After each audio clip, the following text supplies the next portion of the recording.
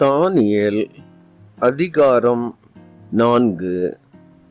ராஜாவாகிய நேபுகாத்நேச்சார் பூமி எங்கும் குடியிருக்கிற சகல ஜனத்தாருக்கும் ஜாதியாருக்கும் பாஷைக்காரருக்கும் எழுதுகிறது என்னவென்றால், உங்களுக்கு சமாதானம் பெருகக் கடவது. உன்னதமான தேவன் என்னிடத்தில் செய்த அடையாளங்களையும் அற்புதங்களையும் பிரசித்தப்படுத்துவது எனக்கு நன்மையாய்க் கண்டது. அவருடைய அடையாளங்கள் எவ்வளவு மகத்துவமும் அவருடைய அற்புதங்கள் எவ்வளவு வல்லமையுமாய் இருக்கிறது. அவருடைய ராஜ்யம் நித்திய ராஜ்யம், அவருடைய ஆளுகை தலைமுறை தலைமுறையாக நிற்கும். நேபுகாத்நேச்சராகிய நான் என் வீட்டிலே சௌக்கியமுள்ளவனாயிருந்து என் அரமனையிலே வாழ்ந்து கொண்டிருந்தேன். நான் ஒரு சொப்பனத்தை கண்டேன். அது எனக்கு திகிலை உண்டாக்கிற்று. என் படுக்கையின் மேல் எனக்குள் உண்டான நினைவுகளும் என் தலையில் தோன்றின தரிசனங்களும் என்னை கலங்க பண்ணிற்று.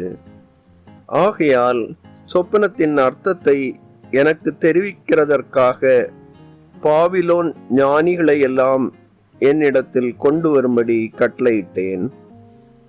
அப்பொழுது சாஸ்திரிகளும் ஜோசியரும் கல்தேயரும் குறி சொல்லுகிறவர்களும் என்னிடத்தில் வந்தார்கள். சொப்பனத்தை நான் அவர்களுக்கு சொன்னேன். ஆனாலும் அதன் அர்த்தத்தை எனக்கு தெரிவிக்க மாட்டாமற் போனார்கள்.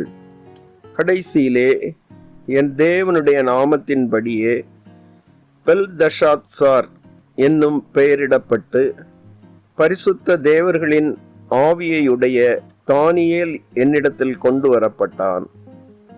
அவனிடத்தில் நான் சொப்பனத்தை விவரித்து சொன்னதாவது, சாஸ்திரிகளின் அதிபதியாகிய பெல்தஷாத்சாரே, பரிசுத்த தேவர்களுடைய ஆவி உனக்குள் இருக்கிறதென்றும் எந்த மறைபொருளையும் அறிவது உனக்கு அரிதல்லவென்றும் நான் அறிவேன். நான் கண்ட என் சொப்பனத்தின் தரிசனங்களையும் அதன் அர்த்தத்தையும் சொல்லு. நான் படுத்திருந்த போது என் தலையில் தோன்றின தரிசனங்கள் என்னவென்றால், இதோ தேசத்தின் மத்தியிலே மிகவும் உயரமான ஒரு விருட்சத்தை கண்டேன். அந்த விருட்சம் வளர்ந்து பலத்து தேசத்தின் எல்லை பரியந்தமும் காணப்படத்தக்கதாக அதன் உயரம் வான பரியந்தம் எட்டினது. அதன் இலைகள் நேர்த்தியும் அதன் கனி மிகுதியுமாயிருந்தது. எல்லா ஜீவனுக்கும் அதில் ஆகாரம் உண்டாயிருந்தது. அதன் கீழே வெளியின் மிருகங்கள் நிழலுக்கு ஒதுங்கினது. அதன் கொப்புகளில் ஆகாயத்து பட்சிகள் தாபரித்து சகல பிராணிகளும் அதனால் போஷிக்கப்பட்டது. நான் படுத்திருக்கையில் என் தலையில் தோன்றின தரிசனங்களை காணும்போது காவலாளனாகிய பரிசுத்தவான் ஒருவன் வானத்திலிருந்து இறங்க கண்டேன். அவன் உரத்த சத்தமிட்டு, இந்த விருட்சத்தை வெட்டி இதன் கொப்புகளை தரித்து போடுங்கள், இதன் இலைகளை உதிர்த்து இதன் கனிகளை சிதறடியுங்கள், இதன் கீழுள்ள மிருகங்களும் இதன் கொப்புகளில் உள்ள பட்சிகளும் போய்விடட்டும். ஆனாலும் இதன் வேர்களாகிய அடிமரம் பூமியில் இருக்கட்டும். இரும்பும் வெண்கலமுமான விலங்கு இடப்பட்டு வெளியின் பசும்புல்லிலே தங்கி ஆகாயத்து பனியிலே நனைவதாக. மிருகங்களோடே பூமியின் பூண்டிலே அவனுக்கு பங்கு இருக்க கடவது. அவனுடைய இருதயம் மனுஷ இருதயமாயிராமல் மாறும்படி மிருக இருதயம் அவனுக்கு கொடுக்கப்பட கடவது. இப்படி இருக்கிற அவன் மேல் 7 காலங்கள் கடந்து போக வேண்டும். உன்னதமானவர் மனுஷருடைய ராஜ்யத்தில் ஆளுகை செய்து தமக்கு சித்தமானவனுக்கு அதை கொடுத்து மனுஷரில் தாழ்ந்தவனையும் அதன் மேல் அதிகாரியாக்குகிறார் என்று நரஜீவன்கள் அறியும்படிக்கு காவலாளரின் தீர்ப்பினால் இந்த காரியமும் பரிசுத்தவான்களின் மொழியினால் இந்த விசாரணையும் தீர்மானிக்கப்பட்டது என்றான். நேபுகாத் நேச்சார் என்னும் ராஜாவாகிய நான் கண்ட சொப்பனம் இதுவே. இப்போது பெல்தெஷாத்சாரே, நீ இதன் அர்த்தத்தை சொல்லு. என் ராஜ்யத்திலுள்ள ஞானிகள் எல்லாராலும் இதன் அர்த்தத்தை எனக்கு தெரிவிக்க கூடாமற் போயிற்று. நீயோ இதை தெரிவிக்கத்தக்கவன். பரிசுத்த தேவர்களுடைய ஆவி உனக்குள் இருக்கிறதே என்றான். அப்பொழுது பெல்தெஷாத்சார் என்னும் பெயருள்ள தானியேல் ஒரு நாழிகை மட்டும் திகைத்து சிந்தித்து கலங்கினான். ராஜா அவனை நோக்கி, பெல்தெஷாத்சாரே, சொப்பனமும் அதன் அர்த்தமும் உன்னை கலங்க பண்ண வேண்டியதில்லை என்றான். அப்பொழுது பெல்தெஷாத்சார் பிரதியுத்தரமாக, என் ஆண்டவனே, இந்த சொப்பனம் உம்முடைய பகைவரிடத்திலும் அதன் அர்த்தம் உம்முடைய சத்துருக்களிடத்திலும் பலிக்க கடவது. நீர் கண்ட விருட்சம் வளர்ந்து பலத்து தேசத்தின் எல்லை பரியந்தம் காணப்படத்தக்கதாக அதன் உயரம் வானபரியந்தம் எட்டினது. அதன் இலைகள் நேர்த்தியும் அதன் கனி மிகுதியுமாயிருந்தது. எல்லா ஜீவனுக்கும் அதில் ஆகாரம் உண்டாயிருந்தது. அதன் கீழே வெளியின் மிருகங்கள் தங்கினது. அதன் கொப்புகளில் ஆகாயத்து பட்சிகள் தாபரித்தது. அது பெரியவரும் பலத்தோருமாயிருக்கிற ராஜாவாகிய நீர் தாமே. உமது மகத்துவம் பெருகி வானபரியந்தமும் உமது கர்த்தத்துவம் பூமியின் எல்லை பரியந்தமும் எட்டி இருக்கிறது. இந்த விருட்சத்தை வெட்டி இதை அழித்து போடுங்கள். ஆனாலும் இதன் வேர்களாகிய அடிமரம் தரையில் இருக்கட்டும் என்றும், இரும்பும் வெண்கலமுமான விலங்கு இடப்பட்டு வெளியின் பசும் புல்லிலே தங்கி ஆகாயத்து பனியிலே நனைவதாக 7 காலங்கள் அவன் மேல் கடந்து போக மட்டும் மிருகங்களோடே அவனுக்கு பங்கு இருக்க கடவதென்றும் வானத்திலிருந்து இறங்கி சொன்ன பரிசுத்த காவலாளனை ராஜாவாகிய நீர் கண்டீரே.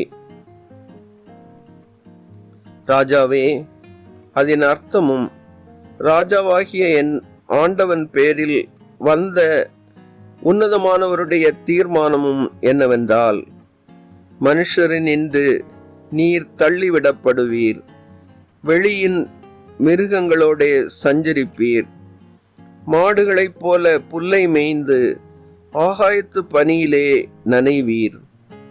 உன்னதமானவர் மனுஷருடைய ராஜ்யத்தில் ஆளுகை செய்து தமக்கு சித்தமாயிருக்கிறவனுக்கு அதை கொடுக்கிறார் என்பதை நீர் அறிந்து கொள்ளும் மட்டும் 7 காலங்கள் உம்முடைய பேரில் கடந்து போக வேண்டும்.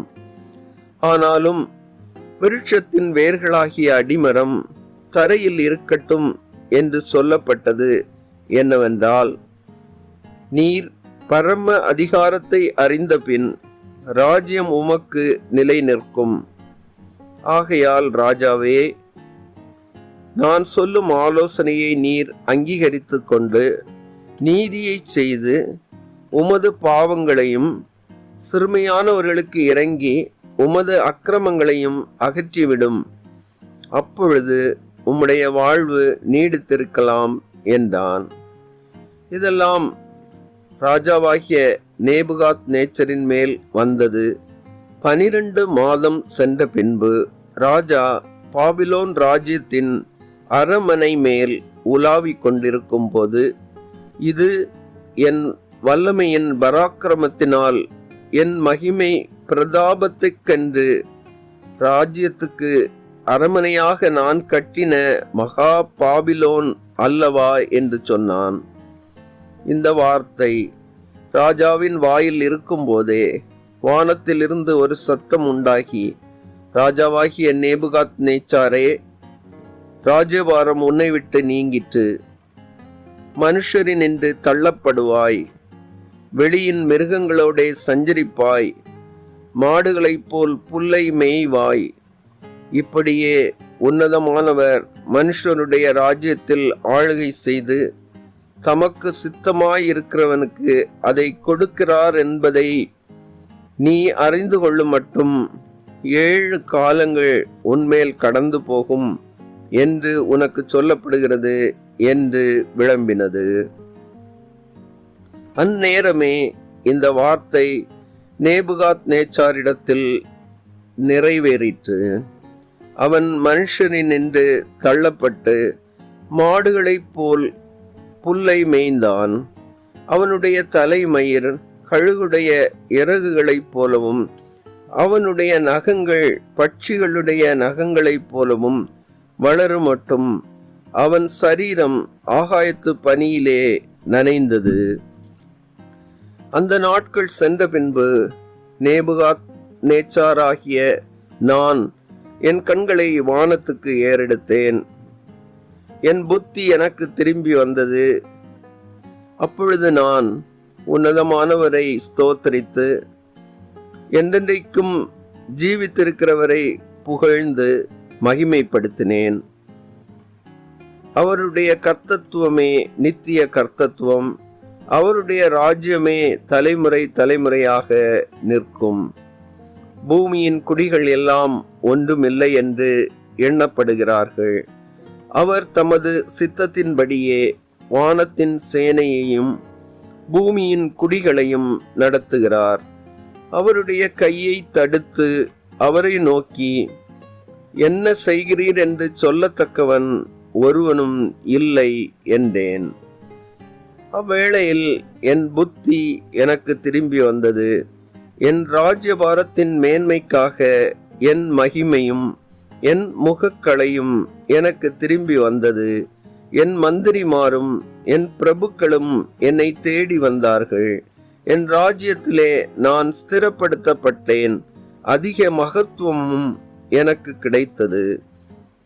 ஆகையால் நேபுகாத்நேச்சாராகிய நான் பரலோகத்தின் ராஜாவை புகழ்ந்து உயர்த்தி மகிமைப்படுத்துகிறேன். அவருடைய கிரியைகளெல்லாம் சத்தியமும் அவருடைய வழிகள் நியாயமானவைகள். அகந்தையாய் நடக்கிறவர்களை தாழ்த்த அவராலே ஆகும் என்று எழுதினான்.